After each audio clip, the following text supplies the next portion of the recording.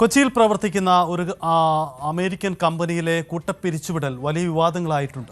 കോറോ ഹെൽത്തിലെ കൂട്ടപ്പിരിച്ചുവിടലിൽ ഇന്ന് ലേബർ കമ്മീഷന്റെ സാന്നിധ്യത്തിൽ ചർച്ച നടക്കും. പക്ഷേ ഈ ചർച്ചയിൽ കമ്പനി അധികൃതർ പങ്കെടുക്കില്ല. മന്ത്രിതല ചർച്ചയ്ക്ക് മാത്രമേ തയ്യാറുള്ളൂ എന്നാണ് അധികൃതരുടെ നിലപാട്.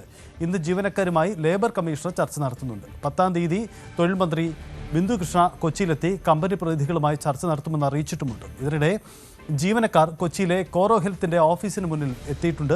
AICC പ്രവർത്തകർ സ്ഥലത്ത് കുത്തിയിരുന്ന് പ്രതിഷേധിക്കുകയാണ്. എന്തായാലും കൂട്ടപ്പിരിച്ചുവിടലിനെതിരെ വലിയ തരത്തിലുള്ള പ്രതിഷേധം ഉയരുന്നു എന്നതാണ് സാഹചര്യം. ആദ്യം അവിടെ MLA നേതൃത്വത്തിൽ ഇടപെടലുകളും നടത്തി. ഒടുവിൽ പിരിച്ചുവിടൽ റദ്ദാക്കി എന്ന വാദമുയർന്നെങ്കിലും പക്ഷേ ആ നിലപാടുമായി അവർ മുന്നോട്ട് പോകുന്നു എന്നതാണ് സാഹചര്യം. ആജ്ഞ രവീന്ദ്രൻ ചേരുന്നു കൊച്ചിയിൽ നിന്ന്. ആജ്ഞ, എന്താണ് സാഹചര്യം? ലേബർ കമ്മീഷണറും ഈ ജീവനക്കാരുമായുള്ള ചർച്ച എന്തെങ്കിലും ആശാവഹമായ പുരോഗതി ഇക്കാര്യത്തിൽ ഉണ്ടാവുന്നുണ്ടോ?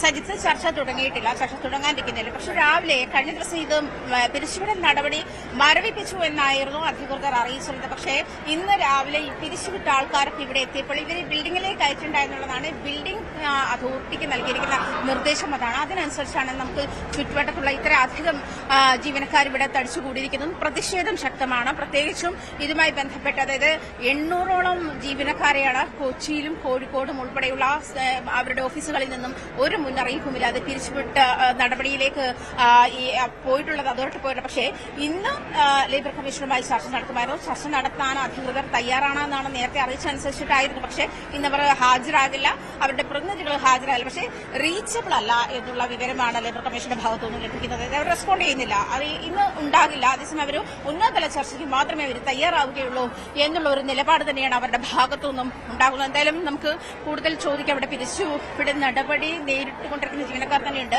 മേഡം, കുറച്ച് നിങ്ങൾ പിരിച്ചുവിടൽ നടപടി മരവിപ്പിച്ചു വന്നൊരു കൂടി ഉണ്ടായിരുന്നല്ലോ. പക്ഷേ ഇപ്പോൾ കാണുന്നത് അതങ്ങനെയല്ല എന്നുള്ളൊരു ഇതാണല്ലോ. എന്താണ് അതിൽ പ്രതിഷേധമാണ് മനസ്സിലാവുന്നത്? പക്ഷെ പ്രതീക്ഷയുണ്ടോ? ഒരു വലിയ പ്രതീക്ഷ ഞങ്ങൾക്കില്ല. കാരണം ഞങ്ങളെ കുറച്ച് ദിവസം മുമ്പ് ഇതേപോലെ പിരിച്ചുവിട്ടതാണ്. അപ്പോൾ ഒരു ദിവസം വർക്ക് ചെയ്യണതിന്റെ ഇടയിൽ രാവിലെ വിളിച്ചിട്ടാണ് ഇതിന്റെ ലാസ്റ്റ് ഡേ ആണെന്ന് പറഞ്ഞത്. അപ്പം ഉണ്ടാവുന്ന ആ ഒരു ബുദ്ധിമുട്ട് ഭയങ്കര വലുതായിരുന്നു. ഞങ്ങൾ കംപ്ലൈന്റ് ഒക്കെ കൊടുത്തിട്ടുണ്ട്, ലേബർ ഓഫീസ് കംപ്ലൈന്റ് ഒക്കെ കൊടുത്തിട്ടുണ്ട്. അപ്പൊ അതിന്റെ നടപടി എന്തെങ്കിലും ഉണ്ടാവുമെന്ന് പ്രതീക്ഷിക്കുന്നുണ്ട്. ഉണ്ടാവുമെന്ന് നമുക്ക് നോക്കാം. നിങ്ങൾ എന്താണ് പറയുന്നത്? അതായത് നമ്മളിപ്പം പിരിച്ചുവിടൽ നടപടി അപ്രതീക്ഷിതമായിരുന്നു.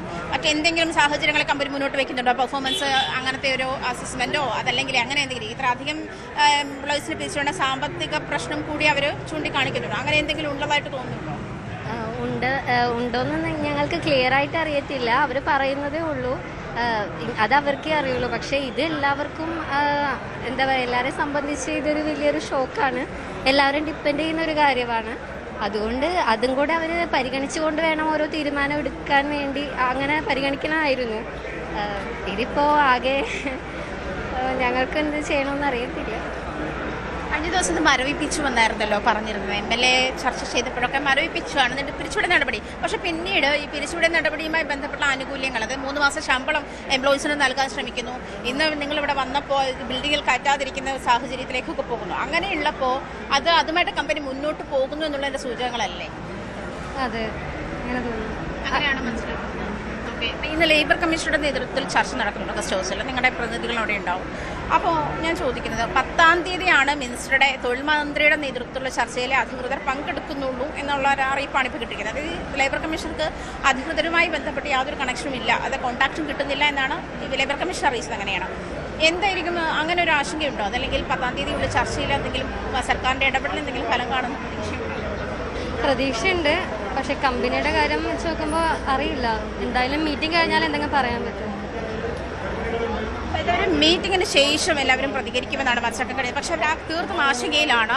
ലേബർ കോഡ് രാജ്യത്ത് നടപ്പിലാക്കിയിട്ട് ആക്കാൻ പോകുന്നതിന്റെ സൂചകങ്ങളാണ് ഇത്തരത്തിൽ, അല്ലെങ്കിൽ അതിന്റെ പ്രത്യാഘാതമാണ് ഇത്തരത്തിൽ കാണുന്നതിനുള്ള വിമർശനങ്ങളും ശക്തമാണ്. എന്തായാലും നിലവിൽ നമുക്ക് ഇവരുടെ പ്രതിസന്ധി വളരെ രൂക്ഷമാണ് എന്നുള്ള ഒരു സാഹചര്യത്തിലേക്ക് തന്നെയാണ് പോകുന്നത്. നമുക്ക് കുറച്ച് ഇവർ കൂടി ഉണ്ട്. നമുക്ക് പിരിച്ചുവിടുന്ന നടപടി നേരിട്ട് കുറച്ച് ആൾക്കാരുണ്ടല്ലോ. അപ്പം എന്തെങ്കിലും ചർച്ചയിൽ പ്രതീക്ഷയുണ്ടോ? പ്രതീക്ഷയൊന്നുമില്ല പ്രത്യേകിച്ച്. എന്താ നമ്മുടെ ഭാവി എന്താണെന്നുള്ള കാര്യത്തിലാണ് നമുക്കൊരു ഉറപ്പ് തരേണ്ടത്. ഇപ്പൊ പെട്ടെന്ന് ഒരു ദിവസം പറഞ്ഞു വിടുമ്പോൾ എന്ന് പറയുമ്പോൾ എല്ലാവരും ഫാമിലിയുള്ള ആൾക്കാരല്ലേ. അപ്പോൾ പിന്നെ നമ്മുടെ ഇനിയുള്ള ഫ്യൂച്ചർ എന്താകും എന്നുള്ളൊരു കാര്യത്തിലാണ് നമുക്ക് മറുപടി വേണ്ടത്. അതുപോലെ തന്നെ ഇപ്പോൾ 3 മാസത്തെ കോമ്പൻസേഷൻ സാലറി തന്നു എന്നാണ് പറയുന്നത്. പക്ഷെ നമുക്ക് കിട്ടിയേക്കുന്നത് 2 മാസത്തെയാണ്. അതിനും കൂടി ഒരു നടപടി ഉണ്ടാക്കണം. പിന്നെ കുറേ കാര്യങ്ങൾ ചോദിക്കാം. നമുക്ക് റിലീവിംഗ് ലെറ്റർ തന്നതിൽ ഒരു സീലോ കാര്യങ്ങളോ ഒന്നുമില്ല. ജസ്റ്റ് ഒരു പ്രിന്റഡ് ഫോം പോലെയാണ് തന്നേക്കുന്നത്. അതിൻ്റെ കാര്യത്തിൽ നമുക്ക് നടപടി വേണം. അങ്ങനെ കുറച്ച് കാര്യങ്ങൾ സംസാരിക്കാനാണ് ഇന്നിപ്പോൾ ലേബർ കമ്മീഷൻ്റെ അടുത്ത് സംസാരിക്കാനാണ് അവർ പോയിരിക്കുന്നത്. അപ്പോൾ അത് കഴിഞ്ഞിട്ടുള്ള മറുപടി കഴിഞ്ഞിട്ട് നമുക്ക് പറയാൻ പറ്റുള്ളൂ. ബാക്കി എന്താണ് MLA ഉമ്മ തോമസ് നടത്തിയ ഇവരുമായിട്ട് നടത്തിയ ചർച്ചയിൽ അത് മരവിപ്പിക്കുകയാണെന്ന് അവർ പറഞ്ഞത്. പക്ഷെ അതിനുശേഷമാണ് ഈ ആനുകൂല്യ നടപടിയിലേക്ക് കടന്നതും ഇത്തരം പിരിച്ചുവിട നടപടി കംപ്ലീറ്റ് ചെയ്യാനുള്ള നടപടികളിലേക്ക് കടന്നതും. അപ്പോൾ 10-ാം തീയതി തൊഴിൽ മന്ത്രി എത്തും. അത് അവരുമായിട്ട് ചർച്ച നടത്തുമെന്നാണ്, അതായത് അതോറിറ്റിയുമായിട്ട് ചർച്ച നടത്തുമെന്നാണ് മിനിസ്റ്റർ അറിയിച്ചത്. അങ്ങനെയാണ്. അതിൽ പ്രതീക്ഷയുണ്ടോ സർക്കാർ ഇടപെടൽ? ഇപ്പോൾ എന്ന് പറഞ്ഞാൽ ഫുള്ള് പ്രതീക്ഷ എല്ലാം നിന്നിരിക്കുകയാണ്.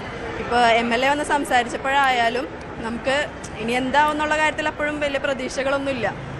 നമ്മുടെ ഭാവിനെ കുറിച്ചാണ് നമുക്കിപ്പോഴുള്ളത്. അന്ന് തന്നെ അവർ ആ സാലറി നമുക്ക് അക്കൗണ്ടിൽ വന്നു. കാരണം ആ സാലറി ഒരു അത്രയും പൈസ കണ്ടിട്ടെങ്കിലും ബാക്കി ആൾക്കാർ വരാതിരിക്കാനാണ്. അങ്ങനെയുള്ളൊരിതാണ് കമ്പനിയുടെ ഭാഗത്തു നിന്നുള്ളൊരു ന്യായം എന്ന് വെച്ച് കഴിഞ്ഞാൽ അവർക്ക് അതാണ്.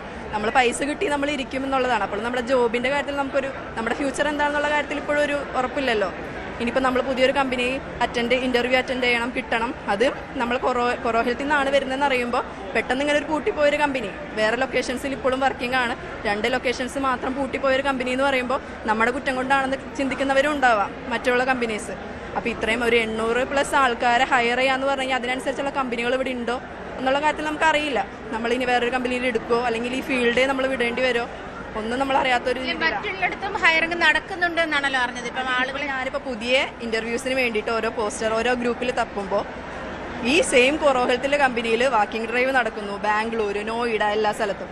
കമ്പനി നഷ്ടത്തിലാണെന്നുണ്ടെങ്കിൽ ബാക്കിയുള്ള സ്ഥലത്ത് അവർ ആൾക്കാരെ എടുക്കേണ്ട കാര്യമില്ലല്ലോ. അപ്പം നമ്മുടെ ഈ ഒരു കേരളത്തിലെ ലൊക്കേഷൻസിന് മാത്രം, കാരണം അവർക്ക് വേണ്ടതെന്ന് വെച്ച് കഴിഞ്ഞാൽ ഒരു ആഴ്ച അല്ലെങ്കിൽ ഒരു മാസം മൊത്തത്തിൽ പണിയെടുക്കുന്ന ആൾക്കാരാണ് അവർക്ക് വേണ്ടത്. അപ്പോൾ പുറത്തുള്ള നാട്ടിൽ എന്ന് പറയുമ്പോൾ അവർക്ക് അവർ സ്ഥിരം ഒരു രാത്രി 10 മണി വരെ 9:30 വരെ വരുന്ന വർക്ക് ചെയ്യുന്ന ആൾക്കാർ. ഇവിടെയും അങ്ങനത്തെ ആൾക്കാരുണ്ട്. ഇപ്പം നമ്മുടെ ടാർഗറ്റ് കംപ്ലീറ്റ് ആക്കാൻ വേണ്ടിയിട്ട് ഒരു ദിവസത്തിൽ ഫുൾ ടൈം ഇവിടെ സ്പെൻഡ് ചെയ്യുന്ന ആൾക്കാരുണ്ട്. അത് കഴിഞ്ഞിട്ട് ലാപ്ടോപ്പ് വീട്ടിലേക്ക് എടുത്തു പോയി അവിടെ നിന്ന് വർക്ക് ചെയ്യുന്ന ആൾക്കാർ ഇവിടെ ഉണ്ട്. അപ്പം നമ്മൾ അത്രയും ഡെഡിക്കേഷനാണ് ഈ ജോലിക്ക് വേണ്ടി കൊടുത്തിട്ടുള്ളത്. എന്നിട്ട് നമ്മളെ പറഞ്ഞു വിട്ട് ബാക്കിയുള്ള സ്ഥലത്ത് ഹയർ ചെയ്യുമ്പോൾ അത് ഇപ്പോൾ ബാംഗ്ലൂരിൽ ലേറ്റസ്റ്റ് ആയിട്ട് ഒരു വാക്കിംഗ് ഡ്രൈവ് നടന്നിട്ടുണ്ടായിരുന്നു, ഒരു ജൂൺ 30-ാം തീയതി. അത് കഴിഞ്ഞ് 2 ആഴ്ച കഴിഞ്ഞപ്പോൾ നമ്മൾ പറഞ്ഞു വിട്ടു. അപ്പോൾ അത്രയും ബൾക്കായിട്ടുള്ള ആൾക്കാർ അവർ അവിടെ കിട്ടി. അപ്പോൾ ഫ്രഷേഴ്സിന് കൊടുക്കേണ്ട സാലറി അല്ല നമ്മൾക്ക് തരുന്നത്. അപ്പോൾ അവർക്ക് എന്തുകൊണ്ട് ലാഭമാണ്? ഫ്രഷേഴ്സിന് ഒരു 15,000 20,000 രൂപ കൊടുത്തു കഴിഞ്ഞാൽ അവർക്ക് അവരെ സാലറി കൊടുത്തു വിടാം. പക്ഷെ നമ്മുടെ സാലറി അതല്ല. അപ്പോൾ നമ്മൾ ഇത്രയും പേരെ ബൾക്കായിട്ട് പറഞ്ഞു വിട്ടാൽ അവർക്ക് അപ്പോഴും ലാഭം തന്നെയുള്ളൂ. കമ്പനി നഷ്ടത്തിലല്ല ഒരിക്കലും. അങ്ങനെ ഞങ്ങൾക്ക് തോന്നുന്നില്ല, നഷ്ടത്തിലല്ല എന്തായാലും. അങ്ങനെയാണെന്നുണ്ടെങ്കിൽ അവർ വേറെ സ്ഥലത്ത് ഹയർ ചെയ്യേണ്ട കാര്യമില്ലല്ലോ. അതാണ് സജിത്ത്, കമ്പനി നഷ്ടത്തിലല്ല എന്നുള്ള കാര്യം വ്യക്തമാക്കുന്ന തരത്തിലുള്ള അതായത് ബാക്കിൻ്റെ ഇൻ്റർവ്യൂ അല്ലെങ്കിൽ മറ്റ് ഇൻ്റർവ്യൂകളും ഹയറിങ്ങുകളൊക്കെ മറ്റ് ഇടങ്ങളിലൊക്കെ നടക്കുന്നുണ്ട്. പക്ഷേ കൊച്ചിയിലെയും കോഴിക്കോടിലെയും ജീവനക്കാരെ പിരിച്ചുവിടുന്നു. 800ഓളം ജീവനക്കാരെ പിരിച്ചുവിടുന്നു. അവരുടെ ആനുകൂല്യങ്ങൾ, അതായത് പിരിച്ചുവിടൽ നടപടിക്രമങ്ങൾ മരവിപ്പിക്കുന്നു എന്ന് പറഞ്ഞ ശേഷവും പിന്നീട് പിരിച്ചുവിടലുമായി ബന്ധപ്പെട്ട ആനുകൂല്യങ്ങൾ നൽകാൻ ശ്രമിക്കുന്നു. 3 മാസത്തെ ശമ്പളം നൽകിയെന്ന് പറയുമ്പോൾ 2 മാസ ശമ്പളമേ പലർക്കും ലഭിച്ചിട്ടുള്ളൂ എന്ന് പറയുന്നു. ഇത്തരത്തിൽ അനീതിയാണ് ഒരു കമ്പനി അവരുടെ ജീവനക്കാരോട് നടപ്പിലാക്കിയിരിക്കുന്നു എന്നുള്ള കാര്യം വ്യക്തമാണ്. പ്രത്യേകിച്ചും റൗണ്ട് ദ ക്ലോക്ക്, അതായത് വാച്ച് നോക്കാതെ തന്നെ പണിയെടുക്കുന്ന പല ആൾക്കാരും കൂട്ടത്തിലുണ്ടെന്ന് അവർ തന്നെ പറഞ്ഞു. നമ്മളോട് ആ ജീവനക്കാർ തന്നെ പറഞ്ഞു, വീട്ടിൽ പോയിരുന്നിട്ടും ലാപ്ടോപ്പും കൊണ്ട് വീട്ടിൽ പോയിരുന്നിട്ടും ജോലി ചെയ്യേണ്ടുന്ന സാഹചര്യങ്ങളൊക്കെ ഉണ്ട്. അങ്ങനെ ചെയ്യുന്നവരുണ്ട്. അങ്ങനെയുള്ളവരും ഈ പിരിച്ചുവിടൽ നടപടിയുമായി ബന്ധപ്പെട്ടുമുണ്ട് എന്നുള്ളതാണ് അപലപനീയം. എന്തായാലും നിലവിൽ ഇവർ പ്രതിഷേധത്തിലാണ്. ഇന്ന് ലേബർ കമ്മീഷനുമായി ചർച്ചയുണ്ട്. ജീവനക്കാരും ലേബർ കമ്മീഷനും MLA ഉമ്മ തോമസ് MLAയും ചർച്ചയിൽ പങ്കെടുക്കുന്നുണ്ട്. അതിനുശേഷമാണ് തീരുമാനമാർന്ന ശേഷമാണ് മറ്റു പ്രതിഷേധ നടപടികളിലേക്ക് അവർ പോകുന്നുണ്ടോ, അതുമായി മുന്നോട്ട് പോകുന്നുണ്ടോ എന്നുള്ള കാര്യങ്ങളിൽ അന്തിമ തീരുമാനമാകുക. എന്തായാലും 10-ാം തീയതി തൊഴിൽ മന്ത്രിയുമായി ഈ ഡിസ്കഷന് ഉണ്ടാകുമെന്ന് അധികൃതർ അറിയിച്ചിട്ടുണ്ട്. നിലവിൽ അവർ ലേബർ കമ്മീഷനോട് സംസാരിക്കാൻ തയ്യാറല്ല എന്നുള്ള വിവരമാണ് ലേബർ കമ്മീഷന്റെ ഭാഗത്തുനിന്ന് ലഭിക്കുന്നത്. അങ്ങനെയാണ്, അതായത് ഒരു റീച്ചബിൾ അല്ല, അധികൃതരുടെ ഭാഗത്തുനിന്ന് റെസ്പോൺസ് ഇല്ല എന്നുള്ള ഇതാണ്. പക്ഷേ ഈ ബിൽഡിംഗ് ഓണേഴ്സിനോട് ഇവരെ ഇതിൽ കയറ്റണ്ട എന്നുള്ള നിർദ്ദേശം നൽകിയിട്ടുണ്ട്. അതുകൊണ്ടാണ് ഇവിടുത്തെ ഈ പാർക്കിംഗ് ഏരിയയിൽ ഇത്ര അധികം ആളുകൾ തടിച്ചുകൂടി നിൽക്കുന്ന ഒരു സാഹചര്യത്തിലേക്ക് വന്നത്. എന്തായാലും ഒരു പ്രതിഷേധവുമായി മുന്നോട്ട് പോകാൻ തന്നെയാണ്. മറ്റു നടപടിക്രമങ്ങൾ 10-ാം തീയതി, അതായത് വെള്ളിയാഴ്ച ചർച്ചയ്ക്ക് ശേഷമായിരിക്കും സർക്കാരിന് ഏത് തരത്തിൽ ഇടപെടാൻ കഴിയുമെന്നുള്ള കാര്യത്തിലും ഇതിൽ ആശങ്കയുണ്ട് അവർക്ക്. അതുകൊണ്ട് തന്നെ അമേരിക്കൻ ബേസ്ഡ് കമ്പനി ആയതുകൊണ്ട് തന്നെ അത്തരത്തിൽ നടപടിക്രമങ്ങളിലേക്ക് മുന്നോട്ട് പോകും. സച്ചിൻ, അതാണ് സാഹചര്യം. എന്തായാലും വലിയ ആശങ്കപ്പെടുന്ന കാര്യമാണ്. കാരണം 800-ലധികം ജീവനക്കാരാണ് വഴി ആധാരമാവുന്നത്. പ്രതിസന്ധി ഉണ്ടാകുന്നത്. പ്രതീക്ഷ നഷ്ടപ്പെട്ട അവസ്ഥയിലാണ് പലരും പ്രതികരിക്കുന്നത്.